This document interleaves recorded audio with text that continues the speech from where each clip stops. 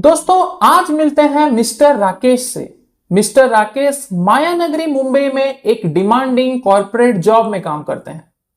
साथ काम करने वाले कॉलीग्स के लिए राकेश वो एम्प्लॉय हैं जो कि हर टास्क में अंडर परफॉर्म करते हैं और इसी वजह से उनको लेजी और इनएफिशिएंट होने का टैग भी मिला हुआ है। एक दिन राकेश के ही एक कॉलीग रोशनी ने ये नोटिस किया कि राकेश काफी दिनों से खोए खोए से रहते हैं और उनमें काफी टायर्डनेस भी दिखाई पड़ता है।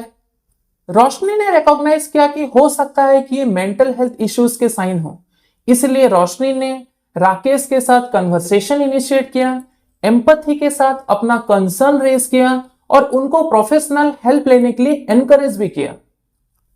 तो रोशनी के रिकमेंडेशन के चलते राकेश ने एक मेंटल हेल्थ थेरेपिस्ट से कंसल्टेशन करवाया और उनके कंसल्टेशन के दौरान यह मालूम पड़ा कि आज के डेट पे राकेश जो भी मेंटल हेल्थ इश्यूज फेस कर रहे हैं वो सिर्फ एक टिप ऑफ आइसबर्ग है। इसका मतलब आंखों को ना दिखाई देने वाले ऐसे बहुत सारे फैक्टर्स हैं जो कि राकेश के इस पर्टिकुलर मेंटल हेल्थ स्ट्रगल को कंट्रीब्यूट कर रहे हैं। कंसल्टेशन के दौरान थेरापिस्ट को मालूम पड़ा कि राकेश के फैमिली में मूड डिसऑर्डर्स जैसे मेंटल हेल्थ इश्यूज की हिस्ट्री है, तो कहीं ना कहीं राकेश के ओकेजनल एपिसोड्स ऑफ एंजाइटी और लो एनर्जी के लिए जेनेटिक्स का एक रोल रहा है। अर्ली चाइल्डहुड में राकेश ने काफी फाइनेंशियल इंस्टेबिलिटी भी एक्सपीरियंस किया हुआ है। उनके खुद के फैमिली के अंदर उन्होंने स्ट्रेन्ड, प्रॉब्लमेटिक, टॉक्सिक रिलेशनशिप्स भी देखे हैं और ये सारे फैक्टर्स मिलके कहीं ना कहीं राकेश के सेंस ऑफ सिक्योरिटी और सेल्फ वर्थ को हैम्पर कर रही थी। इन्हीं रीजंस के चलते राकेश के अंदर एक एक्सट्रीम परफेक्शनिस्ट माइंडसेट बनने लगा। वो अपने लिए कई बार अनअटेनेबल, अनरियलिस्टिक स्टैंडर्ड्स और गोल सेट करते थे और इसी वजह से स्ट्रेस का सामना भी करते थे। और जब भी उन्हें स्ट्रेस हो वो सपोर्ट लेने की वजह उन इमोशंस को अपने अंदर ही दबा लेते थे। क्लोज रिलेशनशिप्स ना होने के वजह से, फैमिली से डिस्टेंस रहने के वजह से, सोशल सपोर्ट की कमी की वजह से उनको कई बार आइसोलेशन की फीलिंग्स भी आती थी। मेंटल हेल्थ को लेके कल्चरल स्टिग्मा के वजह से वो अपने इश्यूज के बारे में ओपनली डिस्कस भी नहीं कर पाते थे। और उसके ऊपर था ये डिमांडिंग कॉर्पोरेट जॉब, जहां पे वर्क लाइफ बैलेंस के कमी के वजह से वो कई बार बर्नआउट एक्सपीरियंस करते थे। वर्क प्लेस में भी फियर ऑफ जजमेंट के चलते राकेश कभी किसी से भी सपोर्ट नहीं ले पाते थे। तो दोस्तों हमने देखा कि कितने सारे फैक्टर्स हैं जिन्होंने राकेश के करंट मेंटल हेल्थ के इकोसिस्टम को कंट्रीब्यूट किया हुआ है और आज के वीडियो में हम उन्हीं फैक्टर्स के बारे में समझने की कोशिश करेंगे।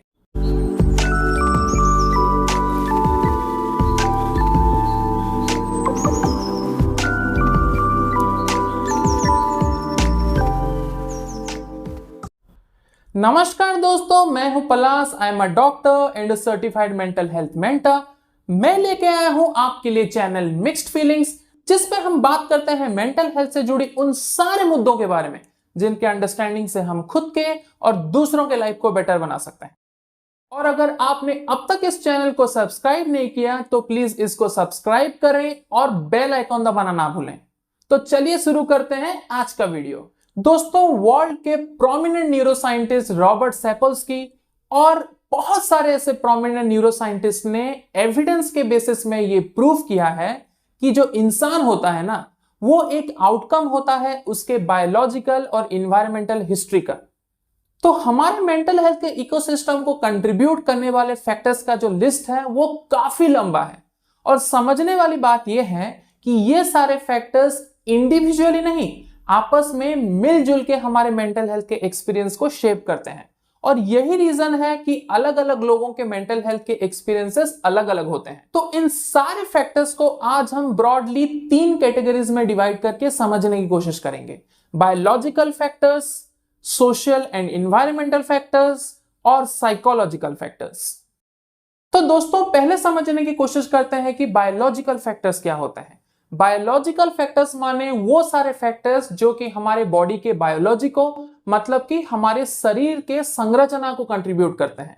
हमारा genetics, physical health, immune system, hormones, neurotransmitters, brain का structure, lifestyle factors, age, addiction, ये सारे फैक्टर्स जो हैं ये बायोलॉजिकल फैक्टर्स के कैटेगरी में आते हैं।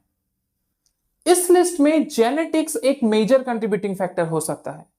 हो सकता है किसी इंसान का शरीर जिन जीन्स और डीएनए से बना हुआ है वो कोई स्पेसिफिक मेंटल हेल्थ इशू के प्रेजेंस या एब्सेंस को एब्सोल्युटली डिटरमाइन ना करें, पर उन इश्यूज के होने के प्रोबेबिलिटी को इंपैक्ट कर सकते हैं।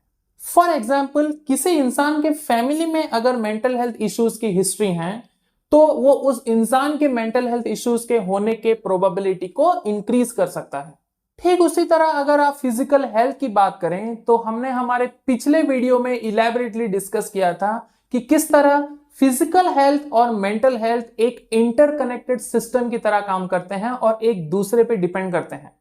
मोस्ट ऑफ द केसेस में एक स्वस्थ शरीर ही एक स्वस्थ माइंड को कंट्रीब्यूट कर सकता है। फिजिकल इलनेसेस, स्पेसिफिकली जो क्रॉनिक इलनेसेस या फिर लाइफस्टाइल डिजीजेस होते हैं जैसे कि diabetes, heart diseases, blood pressure, ये सारी चीजें हमारे मेंटल हेल्थ चैलेंजेस को इंक्रीज कर सकते हैं। फिर आता है इम्यून सिस्टम, यानी कि हमारे बॉडी का defence mechanism against infections, diseases अगर वही कमजोर होने लगे तो इसका डायरेक्ट इंपैक्ट हमारे ब्रेन के फंक्शनिंग में हो सकता है और इस रीजन से इंसान में डिप्रेशन जैसे मेंटल इलनेसेस भी हो सकते हैं। फिर आते हैं हार्मोनल चेंजेस। दोस्तों, ऐसे अनगिनत हार्मोन्स हैं जो कि हमारे बॉडी के अलग अलग फंक्शंस को रेगुलेट करने में हमारी मदद करते हैं। तो अगर इन्हीं हार्मोन्स के लेवल में फ्लक्चुएशन देखा जाए, जैसे कि प्यूबर्टी के दौरान, प्रेगनेंसी या फिर मेनोपॉज के दौरान, तो ये हमारे मूड और ओवरऑल मेंटल हेल्थ को इंपैक्ट कर सकता है। न्यूरोट्रांसमीटर्स यानी कि ब्रेन केमिकल्स, जिसे हम ब्रेन के केमिकल मैसेंजर्स भी कहते हैं, ये हमारे ओवरऑल इमोशंस और मूड्स को रेगुलेट करते हैं। कुछ का नाम भी आपने सुना होगा जैसे कि dopamine, serotonin, norepinephrine, oxytocin etcetera. तो अगर इन न्यूरोट्रांसमीटर्स के लेवल्स में फ्लक्चुएशंस देखा जाए तो ये सीरियस मेंटल हेल्थ इश्यूज जैसे कि डिप्रेशन, एंजाइटी इसको कंट्रीब्यूट कर सकते हैं। इनफैक्ट मेंटल हेल्थ के इश्यूज में यूज किए जाने वाले ऐसे बहुत सारे मेडिकेशंस होते हैं जिनका काम ही होता है कि इन न्यूरोट्रांसमीटर्स के लेवल्स को बैलेंस रख के हमारे इमोशंस और मूड को स्टेबल रखा जा सके। ब्रेन का स्ट्रक्चर या फिर हमारे ब्रेन का जो बनावट है वो भी हमारे मेंटल हेल्थ के इकोसिस्टम को मेजरली शेप कर सकता है, क्योंकि हमारे ब्रेन के जो अलग अलग रीजन्स हैं जैसे कि एमिगडाला, हिप्पोकैम्पस, ये हमारे इमोशंस, हमारे मूड्स, हमारे मेमोरीज को रेगुलेट करने में हमें मदद करते हैं। तो अगर इन रीजन्स में या फिर अलग रीजन्स में या फिर ब्रेन के स्ट्रक्चर्स में एबनॉर्मलिटी देखा जाए तो ये मेंटल हेल्थ के इकोसिस्टम को डेफिनेटली हैम्पर कर सकते हैं। और यही रीजन है कि ब्रेन इंजरीज जो कि बचपन में हो सकते हैं या फिर किसी एक्सीडेंट के वजह से हो सकते हैं, ये हमारे लॉन्ग टर्म मेंटल वेलबीइंग को नेगेटिवली इंपैक्ट करते हैं। एज भी एक सिग्निफिकेंट फैक्टर है दोस्तों जो हमारे मेंटल हेल्थ को शेप कर सकता है। अलग अलग एज में, मतलब कि डिफरेंट लाइफ स्टेजेस में, जैसे कि बच्चों में, एडोलेसेंट में, एडल्ट्स में, ओल्ड एज पीपल में, अपने लाइफ के सिचुएशंस को लेके या फिर हमारे बॉडी के रिक्वायरमेंट्स के चेंजेस को लेके मेंटल हेल्थ के चैलेंजेस अलग अलग हो सकते हैं। फिर आते हैं लाइफस्टाइल फैक्टर्स जैसे कि डाइट, एक्सरसाइज, स्लीप एक्सेट्रा, जहां पे पॉजिटिव लाइफस्टाइल फैक्टर्स जैसे कि balance diet, regular exercise, sound and healthy sleep हमारे मेंटल हेल्थ इकोसिस्टम को पॉजिटिवली शेप कर सकते हैं। वहीं पे poor lifestyle choices long term में स्पेसिफिकली काफी मेंटल हेल्थ चैलेंजेस को कंट्रीब्यूट कर सकते हैं। Last but not the list, substance abuse यानी कि एडिक्शंस। फिर वो एडिक्शन अल्कोहल का हो, सिगरेट स्मोकिंग का हो, ड्रग्स का हो, सोशल मीडिया का हो, वीडियो गेम्स का हो, ना सिर्फ ये हमारे अंदर नए मेंटल हेल्थ इश्यूज ट्रिगर कर सकते हैं बल्कि हमारे एग्जिस्टिंग मेंटल हेल्थ इश्यूज को एग्रावेट भी कर सकते हैं। तो दोस्तों, बायोलॉजिकल फैक्टर्स के बाद समझने की कोशिश करते हैं सोशल एंड इन्वायरमेंटल फैक्टर्स के बारे में। तो दोस्तों, सोशल और इन्वायरमेंटल फैक्टर्स मतलब कि वो फैक्टर्स जो हमें हमारे समाज से, हमारे सराउंडिंग से यानी कि हमारे इन्वायरमेंट से मिलते हैं, उनका एक मेजर कंट्रीब्यूटिंग रोल होता है हमारे मेंटल हेल्थ के एक्सपीरियंस को शेप करने में। और अगर इन फैक्टर्स को अच्छे से समझा जाए तो लॉन्ग टर्म मेंटल वेलबीइंग को इंश्योर करने में ये हमारी मदद कर सकता है। Early childhood experiences, trauma, abuse, socio-economic status, major life transitions, work, social support, interpersonal relationships, culture, tradition, access to healthcare, ये सारे फैक्टर्स सोशल और इन्वायरमेंटल फैक्टर्स के कैटेगरी में आते हैं। अगर हम अर्ली चाइल्डहुड एक्सपीरियंसेस के बारे में समझें तो ये हमारे लाइफ के, हमारे मेंटल हेल्थ के बिल्डिंग ब्लॉक्स होते हैं, जहां पे पॉजिटिव चाइल्डहुड एक्सपीरियंसेस जैसे कि सपोर्टिव इन्वायरमेंट का होना, नर्चरिंग केयरिंग पेरेंट्स का होना हमारे मेंटल हेल्थ को काफी पॉजिटिवली और हेल्दी वे में शेप कर सकते हैं। वहीं पे नेगेटिव एक्सपीरियंसेस जैसे कि फैमिली के अंदर ट्रॉमा रहना, टॉक्सिक कंपैरिजंस रहना, पेरेंट्स का नेग्लेक्ट रहना, इनका एक काफी long term negative mental health impact हो सकता है हमारे लाइफ में। उसी तरह ट्रॉमेटिक एक्सपीरियंसेस और अब्यूज के भी काफी लॉन्ग टर्म नेगेटिव इंपैक्ट पड़ सकता है हमारे मेंटल हेल्थ पे। बहुत सारे लोग जो कि मेजर ट्रॉमेटिक एक्सपीरियंसेस जैसे कि वॉर क्राइम, अलग अलग तरह के वायलेंसेस, एक्सीडेंट्स के विक्टिम होते हैं, उनमें पोस्ट ट्रॉमेटिक स्ट्रेस डिसऑर्डर यानी कि पीटीएसडी और डिप्रेशन जैसे मेजर मेंटल हेल्थ इश्यूज हो सकते हैं। यहां तक कि मेजर लाइफ ट्रांजिशंस जैसे कि किसी नए जगह को मूव करना, एक नई फैमिली स्टार्ट करना, किसी क्लोज इंसान के डेथ के एक्सपीरियंसेस के साथ डील करना, ये सारे हमारे अंदर मेजर स्ट्रेसेस क्रिएट कर सकते हैं। ऐसे ट्रांजिशंस के दौरान हम कितने हेल्दी तरीके से इस सिचुएशन के साथ अडेप्ट कर पाते हैं, क्या हमारे लिए सोशल सपोर्ट अवेलेबल है, ये सारे फैक्टर्स डिटरमाइन करते हैं कि हमारा मेंटल हेल्थ किस तरह से शेप होगा। फिर दोस्तों सोशो इकोनॉमिक स्टेटस भी मेजरली इंपैक्ट करता है हमारे मेंटल हेल्थ को। हमारे देश में ऐसे बहुत सारे लोग हैं जो कि मेजर फाइनेंशियल इंस्टेबिलिटी एक्सपीरियंस करते हैं, अपने डे टू डे लाइफ में अपने बेसिक जरूरतों को फुलफिल कर पाने में चैलेंजेस फेस करते हैं, क्वालिटी एजुकेशन, हेल्थ केयर को एक्सेस करने में चैलेंजेस फेस करते हैं। तो इन लोगों में क्रॉनिक स्ट्रेस और दूसरे तरह के मेंटल हेल्थ इश्यूज भी काफी पाए जाते हैं। फिर आता है कल्चर और ट्रेडिशन, जो कि किसी भी इंसान के पर्सनैलिटी का, आइडेंटिटी का एक इंटीग्रल पार्ट होता है। हम किस तरह के कल्चर या ट्रेडिशन में पले बढ़े, किस तरह से लोगों के साथ हमने टाइम स्पेंड किया, ये सब हमारे बिलीफ सिस्टम को शेप कर सकता है। और ये बिलीफ सिस्टम फिर आगे चल के हमारे overall perception, expression, behaviour, conduct, mental health, इन सारी चीजों को शेप कर सकता है। सोसाइटी में चल रहे स्टिग्मास और डिस्क्रिमिनेशंस का भी ओवरऑल मेंटल हेल्थ पे एक बहुत बड़ा इंपैक्ट होता है। फिर वो discrimination caste, creed, religion, race के बेसिस पे हो, सोशो इकोनॉमिक स्टेटस के बेसिस पे हो, बॉडी कलर, बॉडी टाइप के बेसिस पे हो, ये स्टिग्मास और डिस्क्रिमिनेशंस लोगों के सेल्फ वर्थ को हिट कर सकते हैं, उनमें इनसिक्योरिटी क्रिएट कर सकते हैं और बहुत सारे मेंटल हेल्थ इश्यूज को जनरेट कर सकते हैं। फिर आपके day to day work related factors जैसे कि आपका working environment, job satisfaction, work life balance, ये भी आपके मेंटल हेल्थ को शेप कर सकते हैं। एक पॉजिटिव और सपोर्टिव वर्क एनवायरनमेंट, अपने काम में जेन्युइन मीनिंग ढूंढ पाना, जहां हमारे अंदर एक सेंस ऑफ फुलफिलमेंट क्रिएट कर सकते हैं, वहीं पे नेगेटिव वर्क एनवायरनमेंट हमारे अंदर मेजर स्ट्रेस भी क्रिएट कर सकते हैं। हमारे इंटरपर्सनल रिलेशनशिप्स का भी हमारे मेंटल हेल्थ पे एक मेजर इंपैक्ट होता है दोस्तों। हमारे फैमिली, फ्रेंड्स के साथ हमारा पॉजिटिव कनेक्शन रहना, एक इमोशनल सपोर्ट रहना, सेंस ऑफ बिलोंगिंग रहना, हमें लॉन्ग टर्म में मेंटल वेलबींग के डायरेक्शन में ले जा सकता है। वहीं पे टॉक्सिक रिलेशनशिप्स हमारे अंदर major mental health issues create कर सकते हैं, जैसे कि डिप्रेशन, एंजाइटी, इनसिक्योरिटी और भी बहुत सारे। इसी के साथ जुड़ा हुआ है सोशल सपोर्ट।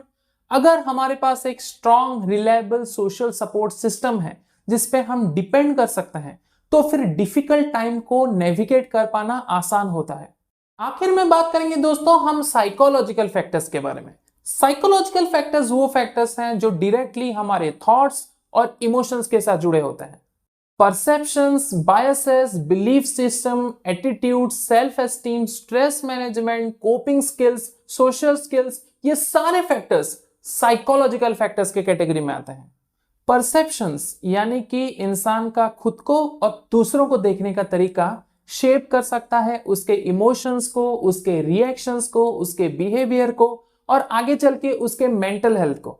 इन जनरल अगर आप देखें मोस्ट ऑफ द केसेस में हमारा परसेप्शन जो है हमारे बिलीफ सिस्टम से बनता है और हमारा ओवरऑल एटीट्यूड जो है वो हमारे परसेप्शन से बनता है। और ये तीनों चीजें मिलके हमारे ओवरऑल मेंटल हेल्थ के इकोसिस्टम को शेप करती हैं। यहां पे दोस्तों बायसेस का भी रोल होता है। बायसेस मतलब वो स्टेटमेंट्स जिनको हम सच मान लेते हैं लेकिन उनको जेन्युइनली साइंटिफिकली या लॉजिकली कंक्लूड नहीं किया जा सकता। फॉर एग्जाम्पल एक बायस होता है ओवर जनरलाइजेशन का। मान लीजिए मैं कहूं कि 2 अमेरिकन थे जिनका मेरे तरफ बिहेवियर काफी रूड था, इसीलिए सारे अमेरिकन रूड हैं। और ऐसे बहुत सारे बायसेस है दोस्तों जो हमारे डे टू डे लाइफ में हम एक्सपीरियंस करते हैं और जिनके बारे में हम अपने फ्यूचर के वीडियो में विस्तार से बात करेंगे। सेल्फ एस्टीम और सेल्फ वर्थ।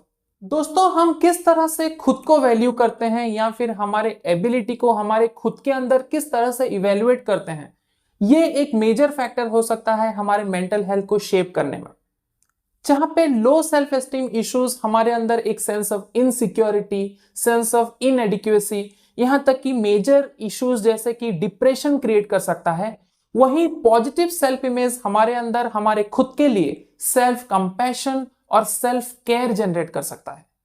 स्ट्रेस मैनेजमेंट भी एक क्रिटिकल साइकोलॉजिकल फैक्टर होता है।